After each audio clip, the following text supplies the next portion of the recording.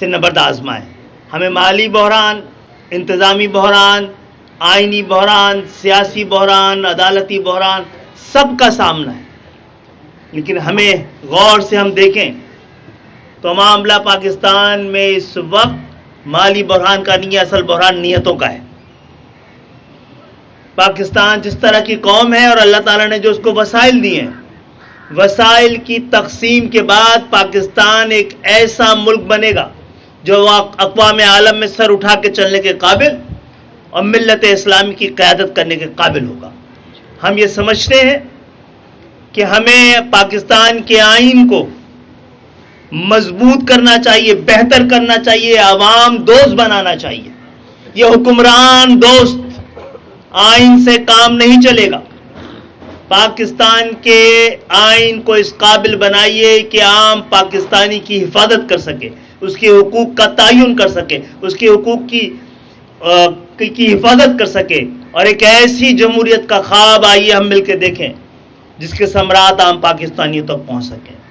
جیسے کہ پاکستان مسلم لیگ کی قیادت اس بات کو مانتی بھی ہے، تسلیم بھی کرتی ہے، اس کا اعادہ بھی کر رہی ہے کہ اگر پاکستان میں جمہوریت کی بقا کے لیے ضروری ہے کہ جو عام پاکستانیوں کی دہلیز تک جمہوریت کے ثمرات پہنچانے کا ذریعہ ہے، ذریعے کو مضبوط کیا جائے. ہمارا مطالبہ یہ ہے کہ جس طرح وفاق اور صوبے کی حکومتوں کو آئینی تحفظ حاصل ہے، اسی طرح بلدیاتی، شہری اور ڈسٹرکٹ کی حکومتوں کو بھی آئین میں قانونی تحفظ ملنا ضروری ہے. جس طرح جب مدت پوری کر لیتا ہے وزیر اعظم تو ایک نگراں وزیر اعظم آتا ہے، جس طرح مدت پوری کر لیتا ہے ایک وزیر اعلیٰ تو ایک نگراں وزیر اعلیٰ آتا ہے، اسی طرح جب ایک میئر، ایک ڈسٹرکٹ چیئرمین اپنی مدت پوری کرے تو نگراں آئے تاکہ 90 دن کے اندر الیکشنز کو ممکن بنایا جا سکے اور مشروط کیا جا سکے.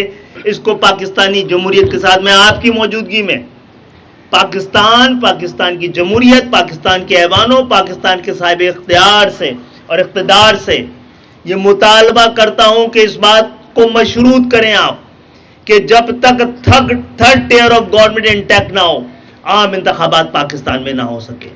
جس طرح آئین میں درج ہے کہ وفاق کے پاس کون سے اختیارات ہوں گے، کون سے اس کے بعد ڈپارٹمنٹ ہوں گے، جس طرح یہ آئین میں درج ہے کہ کون کون سے اختیارات، وسائل اور ڈپارٹمنٹ صوبوں کے پاس ہوں گے، اسی طرح آئین میں درج کیا جائے کہ کون کون سے وسائل، اختیار اور department third tier of government کے پاس ہوں گے.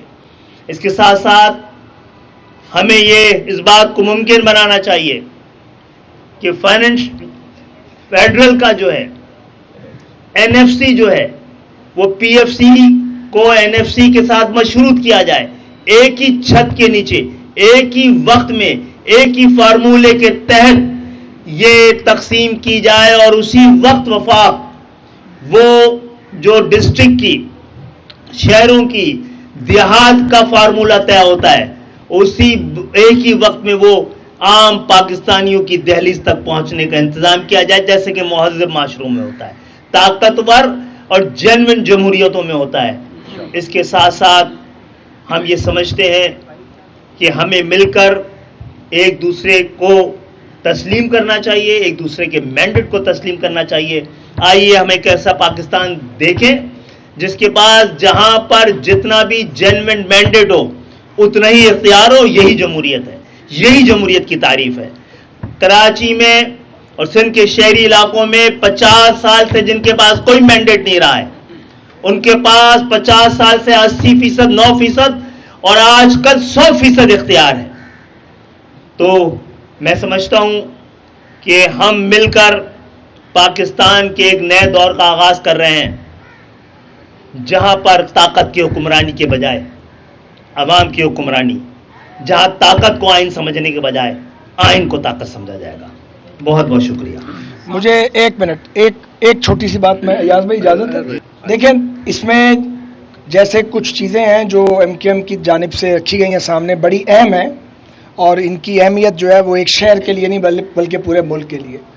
تو جو ہمارا مینیفیسٹو بن رہا ہے ہمارا اپنی جماعت کا، جو ہم اس کے کچھ پوائنٹس جو ہیں وہ اپنے دوستوں کے آگے رکھیں گے، اس میں ہم نئے نظام عدل پہ بھی بات کریں گے کہ ججز کی جوڈیشل ریفارمز کی بات کریں گے، بہت ضروری، ججز کی تقرری کا طریقہ کار، تاکہ چیمبرز کے بھانجے بھتیجے مامے چاچے جو ہیں ان کو جج نہ بنایا جائے، بلکہ ججز ایسے بنے جنہوں نے کل قوم کی قسمت کا فیصلہ کرنا ہے، پھر کوئی دباؤ وہ قبول نہ کریں اور ان کی کبڈ کے اندر کوئی اسکیلٹن نہ ہو۔ تو یہ سفارش کے نظام سے پاک ایک ایسا نظام عدل جو ایک عام آدمی کو انصاف دے اور لوگوں کو 30 40 60 سال تک انصاف لینے کے لیے دھکے نہ کھانے پڑیں۔ جنہوں نے قوم کو انصاف دے دیں انہیں پہلے اپنے نظام عدل کو بھی ٹھیک کرنا ہے۔ تو ایک تو ہم نظام عدل پر بھی آئندہ بات کریں گے بہت سنجیدگی کے ساتھ، شاید یہ ہمارے مینیفیسٹو پہ نمبر 1 پہ ہوگا۔ اور اس کے بعد ہے بیوروکریسی کے اندر ریفارمز۔ یہ جو بیوروکریٹک سٹرکچر ہے، جو ریڈ ٹیپزم ہے، اس کو کیسے ختم کرنا ہے اور کیسے لوگوں کے لیے ایز آف بزنس لے کے آنا ملک میں اور ان کی زندگی کو کیسے آسان کرنا ہے۔ پھر ایک اکاؤنٹیبلٹی کا چیپٹر ہے۔ اکاؤنٹیبلٹی کا یہ جو نیب کا قانون ہے ہم اس کو تسلیم نہیں کرتے، اور یہاں اکاؤنٹیبلٹی کا اگر کوئی ادارہ بننا ہے تو پھر اسے ہر طرح کے پریشر سے پاک ہونا چاہیے، اور یہ نہیں ہو کہ پولیٹیکل انجینئرنگ ہو اور اس کے ذریعے لوگوں کی عام ٹوسٹنگ ہو۔ باری باری پاکستان کی تمام سیاسی قوتوں نے یہ بد ذائقہ جو ہے اس کو چکھا ہے اور اس کا ملکی معیشت کو نقصان ہوا ہے اور معیشت کا پہیہ رکا ہے۔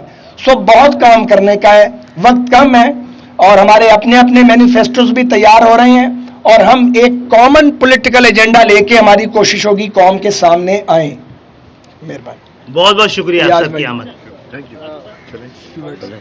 نہیں انہیں پوچھنا پڑے گا تھوڑا سا، آواز 1 2 سوال تو کرنے پڑیں۔ جی جی، ہمیشہ سے یہ سٹانس رہا ہے کہ ماضی میں ایم کیو ایم سوال خالد بھائی سے ہے کہ مجھ سے؟ آپ سے اچھا جی۔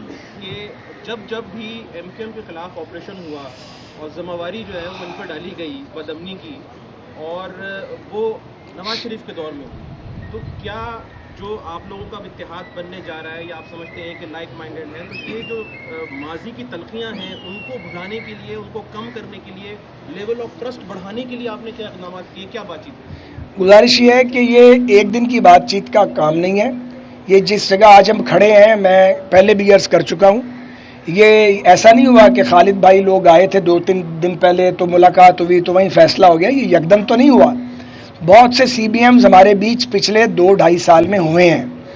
ان سی بی ایمز کے نتیجے میں آج ہم اس پوزیشن میں ہیں کہ جب ہمارے احباب کوئی بات کہتے ہیں ہم اسے بہت سنجیدگی سے لیتے ہیں، اور ہم سمجھتے ہیں جو یہ کہہ رہے ہیں وہ کریں گے، اور جو ہم ان کی خدمت میں کوئی بات رکھتے ہیں تو وہ بھی اس بات کو سنجیدگی سے لیتے ہیں۔ پہلے پیپلز پارٹی نے کانفرنس کی ہے، شجیل میمن نے، انہوں نے کہا نون لیگ اور ایم کیو ایم کا اتحاد 0/0 ہے، اس میں کیا کہیں گے؟ کچھ نہیں کہیں گے۔ بہت اچھی سے پہلے بھی ماضی میں ایم کیو ایم مسلم لیگ کے کئی اتحاد بنے، حکومتیں بنی، لیکن وہ کوئی بھی اتحاد 1.5 سال سے زیادہ کی مدت نہیں چل سکا۔ اب جو آپ اتحاد بنانے جا رہے ہیں، اس کی کیا گارنٹی ہے کہ آپ یہ اتحاد آپ کا برقرار ہے؟ یہ چلے گا نہیں، یہ دوڑے گا۔ اب مغرب کا ٹائم ہو گیا، اللہ حافظ۔